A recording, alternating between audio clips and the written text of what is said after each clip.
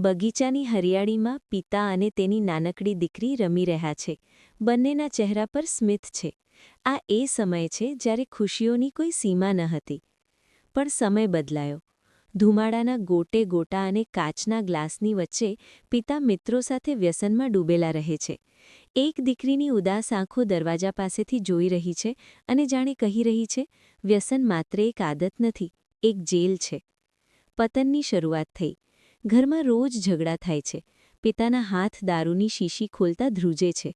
Table પર ખાલી ગલ્લા અને કરચલીવાળી નાની નોટો આર્થિક તંગીની કહાની કહે છે. દીકરી રડતી બેઠી છે કારણ કે તેની સ્કૂલ ફી ભરાઈ નથી. એક રાત્રે પિતા દારૂની નવી બોટલ ખોલવા માટે હાથ વધારે છે ત્યાં જ તેની નજર દીકરીના રૂમમાં પડે છે. દીકરી પોતાની નાની ઢીંગલીને ગળે લગાવતા ધીમા અવાજે કહી રહી છે, બેટા, તું મોટી થઈને પપ્પા જેવી ના બનતી, મારે તને ગુમાવવી નથી.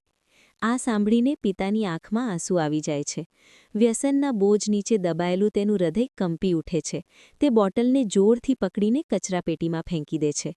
તેના ચહેરા પર એક મક્કમ નિર્ણય છે. તે દીકરી પાસે દોડી જાય છે અને તેને ગળે લગાવે છે. અવાજ ગુંજે છે, વ્યસન તમે કરો છો, પણ તેની કિંમત તમારો પરિવાર ચૂકવે છે. આજે એ દીકરી ફરીથી હસતી દેખાય છે. પિતા હવે સ્વસ્થ છે અને કામ પર જાય છે. પરિવાર ફરીથી એક છે. જીવનની આ સૌથી મોટી જીત છે. અંતમાં આ વાર્તા એક જ સંદેશ આપે છે, વ્યસન છોડો, પરિવાર જોડો.